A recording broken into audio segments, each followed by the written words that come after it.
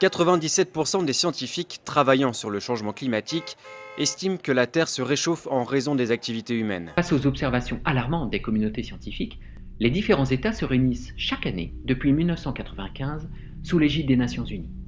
Ce sont les conférences des parties. Le changement climatique, alors que dit la Bible à ce sujet? Merci madame pour votre question. Vous savez, quand vous posez le problème dans ce sens, c'est-à-dire dans un contexte ayant trait au réchauffement climatique, mais évidemment, je pense que ça, ce n'est qu'un problème de paradigme. C'est un problème de paradigme, c'est-à-dire, c'est un problème simplement, en réalité, à mon sens, un problème de jargon. Et c'est ce que les scientifiques, ils ne réalisent pas.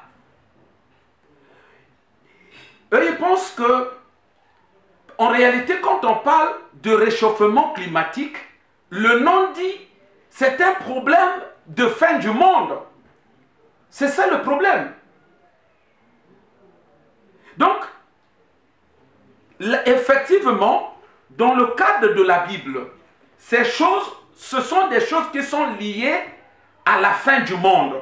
Parce que la question de la fin du monde a été une fois posée au Christ.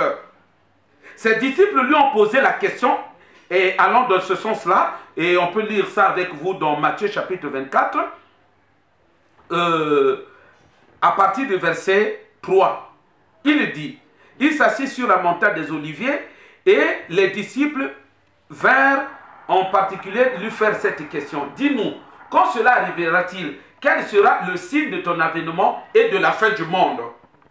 Et quand le Christ, il reprend la parole, il commence maintenant, cette fois, à donner des signes qui annoncent la fin du monde. Si on peut se hasarder à lire quand même, à lire certains signes, le Seigneur dit, car plusieurs viendront sous mon nom et disant, c'est moi qui suis le Christ. Et ils séduiront beaucoup de gens. Vous entendrez parler de guerre et de bruit de guerre. Gardez-vous d'être troublés, car il faut que ces choses arrivent. Mais ce ne sera pas encore la fin. Une autre nation s'élèvera contre une nation, un royaume contre un royaume. Il y aura en divers lieux des famines, des tremblements de terre. Voyez-vous? Donc, il y a beaucoup de signes. Il y a beaucoup de signes que la Bible nous rapporte au sujet de la fin du monde. Entre autres signes, il y a des pestes. Entre autres signes, il y a bel et bien ce phénomène. Mais ce que les scientifiques, parce que réchauffement climatique, c'est en réalité une approche liée à la fin du monde, mais qu'ils ont préféré voir sous l'angle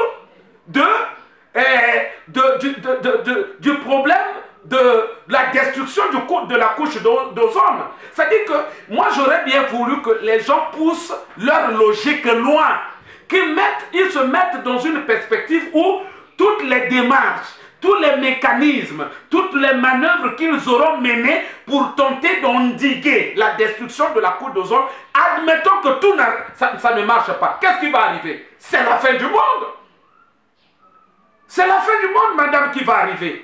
Donc, eux, ils préfèrent se limiter à la constatation de l'amplification peut-être de la chaleur, si on peut dire les choses de la sorte, où ils préfèrent simplement se limiter dans leur façon de dire les choses, se limiter simplement à l'aspect de la destruction de la couche d'ozone. C'est là où vous les voyez organiser des conférences COP 21, je disais dernièrement à une émission qu'ils peuvent aller jusqu'à organiser COP 2025, COP 5000, mais ils ne parviendront jamais à arrêter cette évolution que moi j'estime irréversible de la destruction de la cour d'Ozon.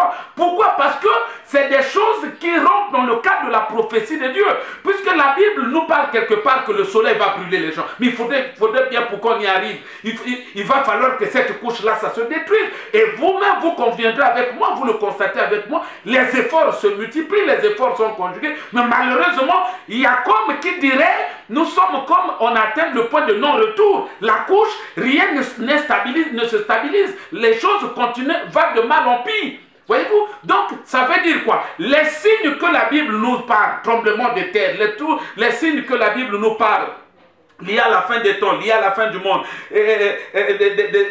des signes ayant fait par exemple le tremblement de terre, aux pestes et bien d'autres choses, et des inondations. Mais ce sont des choses que eux, ils rentrent dans le cadre de l'autre là, dans le cadre de réchauffement climatique. Donc c'est pour moi, j'ai toujours dit que ça c'est un problème de paradigme, c'est un problème de jargon. C'est un problème de jargon. Ils ont préféré ce terme-là. Mais en réalité, eux, ils savent. Il suffit qu'ils voient des choses dans le sens où ils ne parviennent pas à maîtriser. Voyez-vous, cette hémorragie de la destruction de la couche d'ozone, ils savent au bout du compte ce qui va arriver. C'est la fin du monde. Donc c'est pour dire que ce problème, oui, c'est un problème, ce phénomène, c'est un problème lié à la fin des temps. Qu'ils disent que c'est lié au réchauffement climatique, mais ce sont eux qui ont préféré lire les choses un peu sous cet angle-là. Mais en réalité, le réchauffement climatique, ça fait partie lui-même aussi des signes eschatologiques. Donc, c'est pour dire que ce qu'ils appellent réchauffement climatique, c'est simplement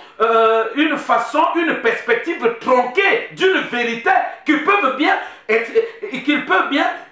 accepter de voir en face, ou une logique qu'ils peuvent bien accepter de suivre jusqu'au bout pour réaliser que oui, et à ce moment-là, ils pourront changer de jargon pour réaliser, parce que s'ils vont au bout du compte, ils vont comprendre que ce qui va arriver au fur et à mesure que les choses sont en train d'aller crescendo dans le sens de la destruction de la couche d'ozone, ils peuvent bien se rendre compte que ce qui est en train de guetter l'humanité, c'est la fin du monde. Maintenant, s'ils rattachent ça à la fin du monde, à la fin réchauffement climatique qui n'est autre majeur, qui est en train de faire concourir les choses vers la fin du monde, à partir de ce moment, ils peuvent bien nous rejoindre comme pour dire que non pas, ce n'est pas seulement un signe du réchauffement climatique, mais en réalité, le réchauffement climatique étant lui-même un facteur qui indique la fin du monde. Donc, c'est un signe de la fin du monde. Donc, voilà un peu comment nous pouvons dire les choses. Donc, réchauffement climatique, c'est une vérité masquée. Voyez-vous, c'est une vérité, nous disons la même chose, mais sauf qu'ils ont préféré habiller ça avec un jargon qui va comme dans le sens qui ne veut pas reconnaître la fin du monde, qui est, une des composantes, ou c'est pas quelque chose qui soutient la doctrine de l'eschatologie.